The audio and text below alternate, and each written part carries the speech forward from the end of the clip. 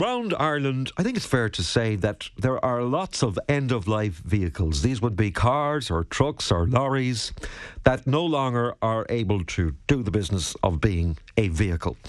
And there are rules and regulations, very strict rules and regulations, as to how you should dispose of end-of-life vehicles. And the same applies to tyres, because there are approximately 28,000 tonnes of waste tyres that were managed in this country in 2014 alone.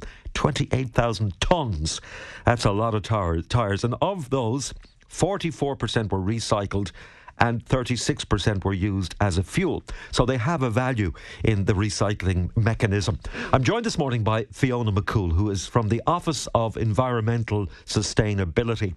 And we're trying to urge all of our listeners to ensure that end-of-life vehicles and your waste tyres are managed by authorised waste treatment facilities. In other words, you don't try and get rid of them yourself.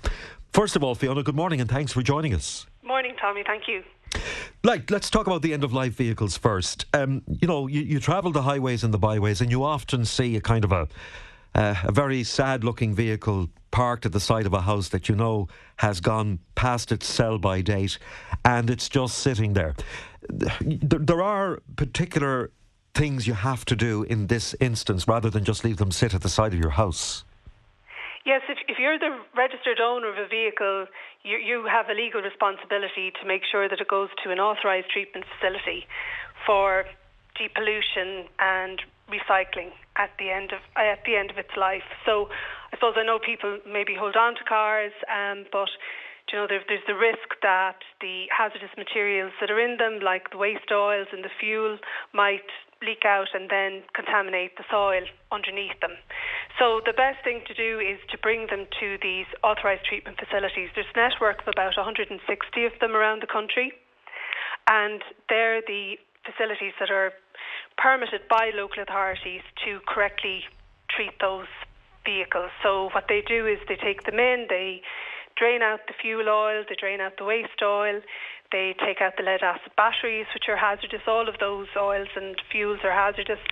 They take off the tyres for recycling. They might take off the catalytic converter.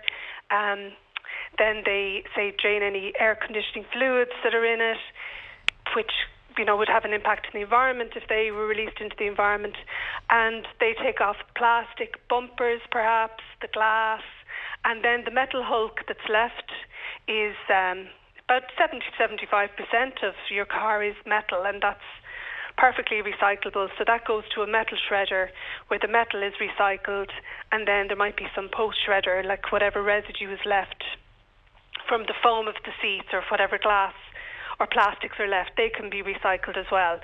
So I suppose the message the Environmental Protection Agency wants to make to everybody that's listening while we're reporting these data on how Ireland is doing in terms of managing end-of-life vehicles is that you have a part to play as the owner of a car or of the owner of a van to make sure that you bring it to one of these authorised treatment facilities, and then you can be sure that it's being treated in the appropriate way. And how are we doing in the context of our European counterparts?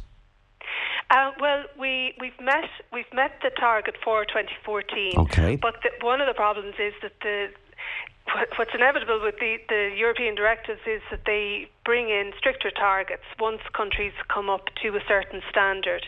You get a few years lead in, but the stricter targets have come in since January 2015, and Ireland, we've just about made the 2014 target, so we are at risk, and we're making that point in these data releases that Ireland is at risk.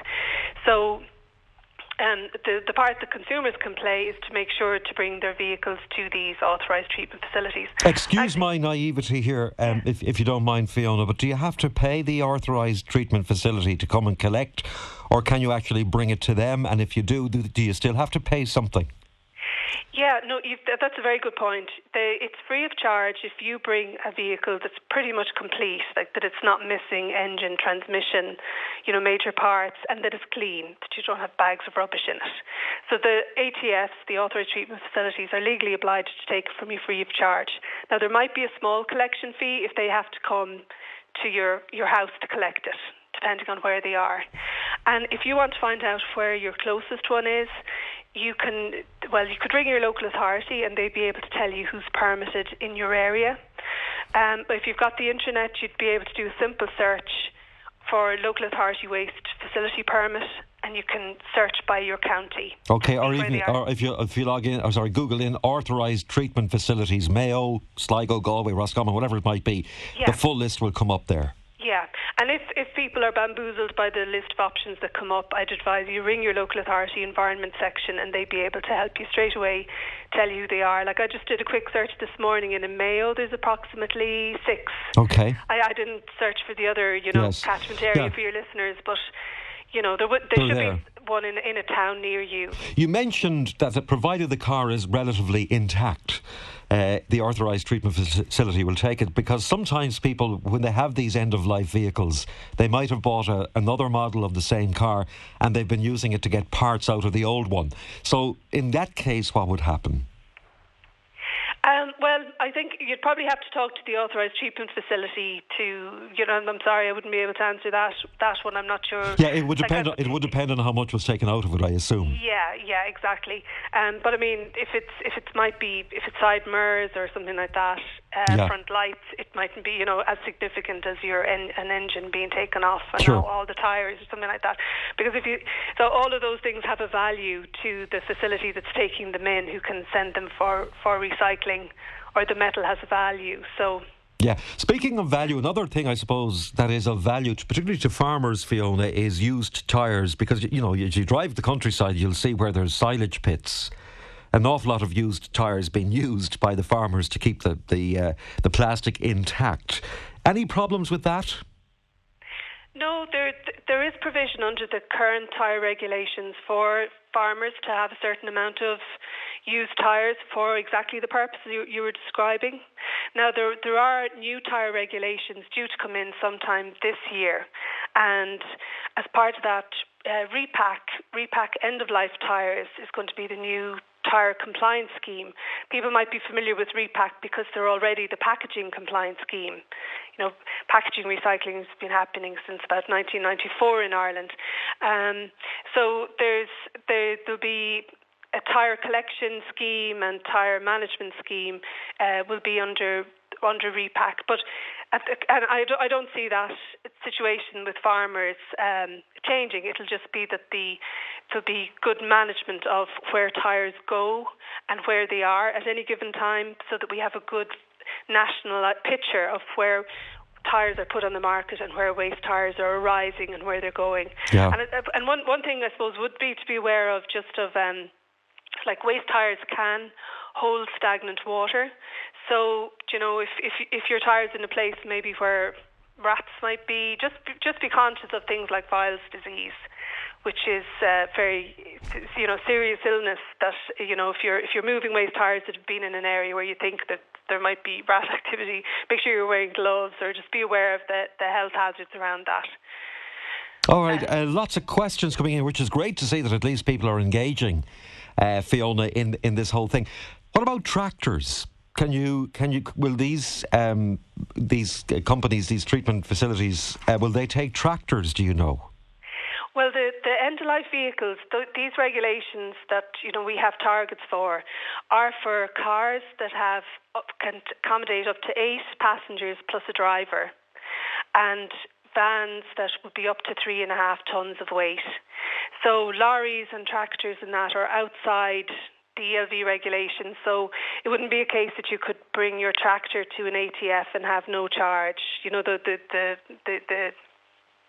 Those rules that I was talking about earlier apply to the type of vehicles that fall under those regulations. So it's a car or a van that accommodates 8 passengers and a driver, and something that's less than up to 3.5 tons in weight. In weight. Yeah. Okay. I'm sorry, Tommy. Just one important point that I didn't make in relation to when you bring your vehicle to an ATF is that you remember to get your certificate of destruction, because that's the piece of paper, that's your legal record that shows that you've brought it to the authorised treatment facility, and it ends your responsibility for the vehicle, and then it takes the vehicle off the National Vehicle Drivers File. So unless, like, if you brought your vehicle to an ATF and they said, look, we can repair that and put it back on the road, that'll be a transfer of ownership. Okay. But if they're going to dismantle it and depollute it, you need a certificate of destruction. And that proves then that you've done it properly. Yeah, that you've done it properly, exactly. Okay, well, there are, as I say, a lot of people, and look, some people are taking me to task to say that, you know, that a car parked at the end of a house may not be roadworthy, but still could be very usable for parts, which I did reference, and that can save the person money, and that's also called recycling. So I suppose that's an argument that can justifiably be made. I don't know if you deal with the whole asbestos area, do you, in your particular line of work, Fiona? No, I don't actually. No. I could see if I could help. And a lot of people are just wondering how to the asbestos tiles. I mean, they're a huge issue. How they should be disposed of safely, and is there a system in place, a bit like end-of-life vehicles, where there are agencies or facilities where people who have asbestos can contact for them to come out and remove it? Yeah. Now, there isn't any scheme for asbestos in the same way that there would be for, you know, other waste like packaging or batteries or end-of-life vehicles or tyres that we're talking about here and now. But if, again, like I mentioned, that you can search the local authority waste facility permit to see what facilities are authorised to take that type of waste. And really, even you really do need a specialist contractor to deal with that, because, you know, it is a significant health hazard. You know, if the asbestos tiles broke or whatever. Sure is. So I'd advise you to, again, contact your local authority to find out who would be permitted in your area to deal with that type with asbestos, of waste. Yeah. And your environmental office at your local council will be more than willing to help you there. If people just want more general information about what we've just spoken about in relation to end-of-life vehicles and waste tyres, there is a website, isn't there? Well, our publications are on www.wastereport.ie, and that's all of the publications that one of the roles of the Environmental Protection Agency is to make environmental data available. So that's where you'd find any reports on waste information. Yeah. Excuse me. And there are a couple of links on our website to bring you to other relevant sites. But there is, you know, if anybody had any particular queries, if they contacted info@epa.ie. Can you be fined? And this is I would never have thought to ask this question, but if, for example, you have officers out there, who I'm sure there are within the EPA and within councils, you know, and they see, for example, an end-of-life vehicle on the side of a road or in somebody's property that they know, you know, should be dealt with, are there fines if people don't actually go to the trouble of ringing their authorised treatment facility to have this end-of-life vehicle disposed of properly? There is a fixed penalty notice if a registered owner is found not to have brought an end-of-life vehicle to an authorised treatment facility. Okay, so you can get fined. You could get fined, but I don't know if that would mean somebody going onto somebody's site and saying that's an end-of-life vehicle. And it would be if somebody had brought it to somebody that was unpermitted. Yeah, I understand. Okay, yeah. So listeners, please, if you have end-of-life vehicles in your property or at your property and they're just sitting there, have a look, Google your authorised treatment facilities, put in your county, and you'll find the list in your area of these authorised treatment facilities. They will take the vehicle free of charge, provided you bring it to them and it's intact. But if maybe you need them to come out and collect it, there may be a small charge for that service. But it's important that you deal with these end-of-life vehicles and these waste tyres in a mature fashion. Thank you very much, Fiona, for talking to us today. You're welcome, Tommy. Have a good day. Welcome, Tommy.